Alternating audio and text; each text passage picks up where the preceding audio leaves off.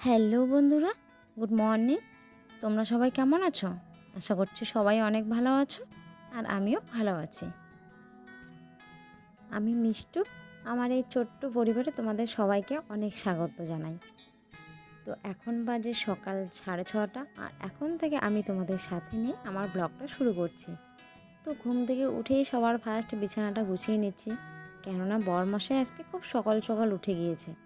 ঘুম ভেঙে গেছে বলে আর শুবে না, তাই ও রাস্তা হাঁটতে একটু চলে গেল। আর বাইরে যা কুয়াশা পড়ছে, সে তো কি বলি তোমাদের, মানে কুয়াশা একদম পুরো ঢেকে নিয়েছে।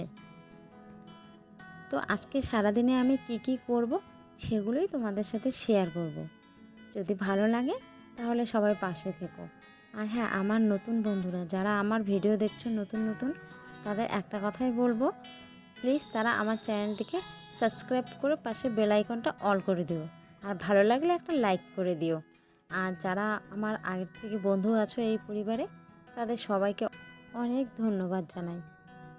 তো আমার বিছানাটা গুছানো শেষ, আর দেখো জানালাটা খুলে দিলাম, কত কুয়াশা, একদম সাদা ঘোলা ঘোলা হয়ে আছে না? তো যাই হোক, কুয়াশা হলেও সকালের কাজ তো সময় মতন কমপ্লিট করতেই হবে।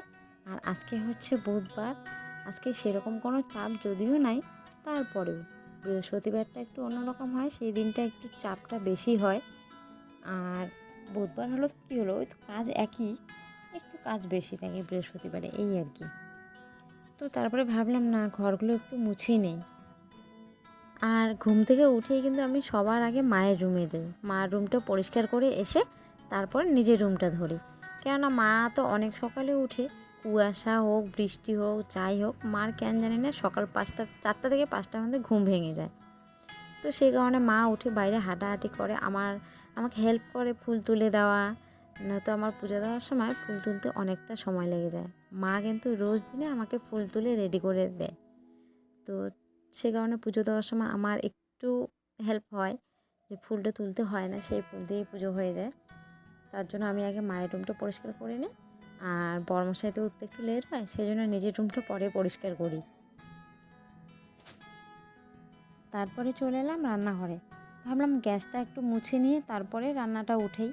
তো সে কারণে গ্যাসটা একটু মুছে নিচ্ছি, কাপড়টা হালকা একটু ভিজিয়ে নিয়েছি। আর রান্নাঘরটা অনেক ছোট্ট, তো তেল পড়ে পড়ে দেখো পিছনে দেওয়ালটার অবস্থায় শেষ হয়ে গেছে, কিন্তু কি করব, কত তো পরিষ্কার করি, আর কত করব। আর আজকে আলু শুকনো মাছ দিয়ে ভাজছি, আলুর সাথে গাজরও আছে, 2টা গাজর মিক্স করেছি। আর এখানে মাছ ডালের ছ্যাঁকা।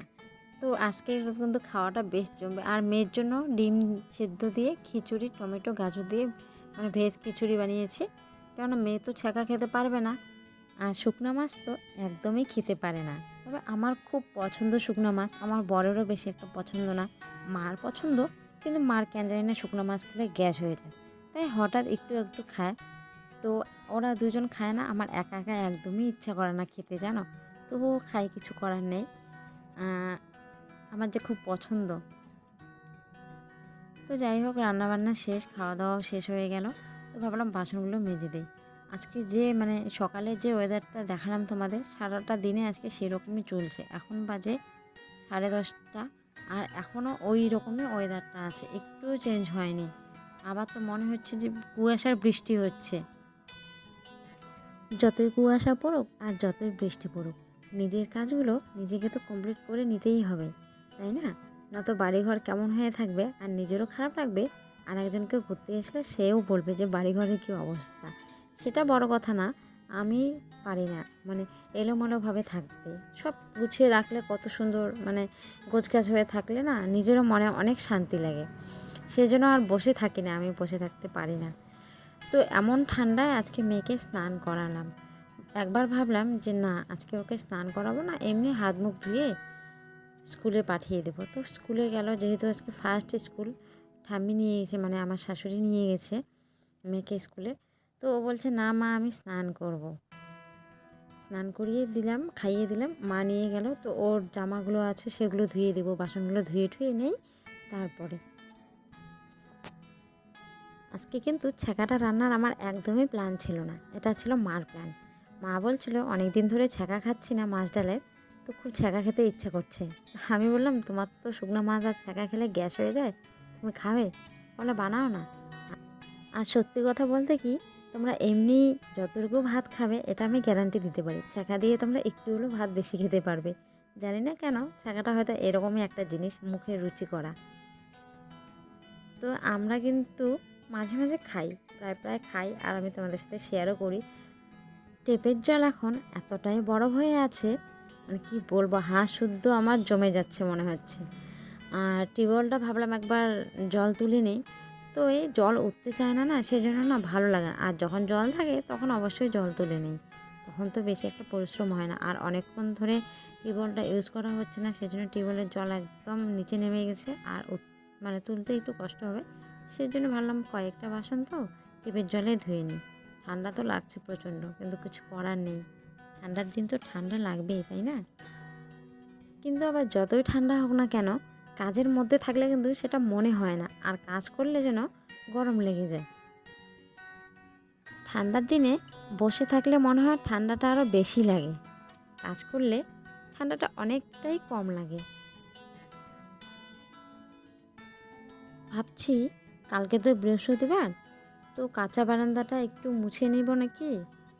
কিন্তু এখন আর না মাটি ধরতেও ইচ্ছা করছে না, এই যে স্নানের পরে মাটি ধরতে ভালো লাগে না।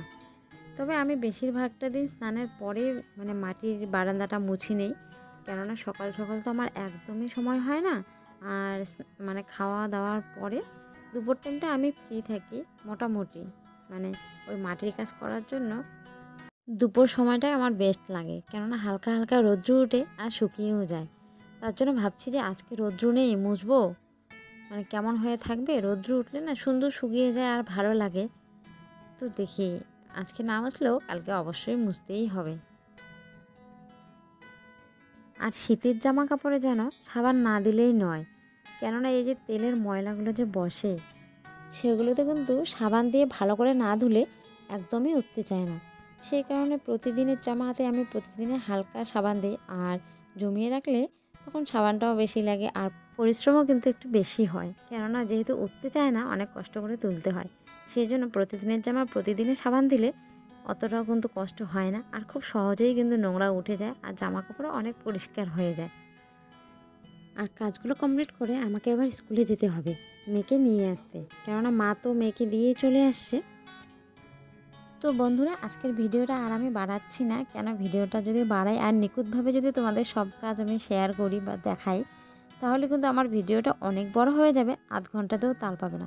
কেননা একটা কাজ করতেই তো 10-15 মিনিট করে লাগে, তো এতটা তো ভিডিওটা বাড়ালে তোমরাও দেখতে ভালোবাসবে না, ছোট ভিডিও তোমাদেরও দেখতে ভালো লাগবে। সেজন্য আমি আজকের ব্লগটা এখানেই শেষ করছি। যদি ভালো লাগে আজকের ব্লগটা, তাহলে সবাই পাশে থেকো, আর চ্যানেলটাকে সাবস্ক্রাইব করে দিও, আর সবার আগে আমার ভিডিওগুলো পেতে হলে বেল আইকনটা অল করে দিও। আর যদি ভালো লাগে তাহলে একটা লাইক করে কমেন্ট করে পাশে থেকো। সবাইকে অনেক ভালোবাসা, সবাই সুস্থ থেকো, ভালো থেকো, আবার দেখা হবে নতুন কোনো ব্লগের সঙ্গে। ততক্ষণের জন্য টাটা, বাই বাই। আবার দেখা হচ্ছে কাল ঠিক সকাল 10টায় নতুন কোনো ব্লগের সাথে।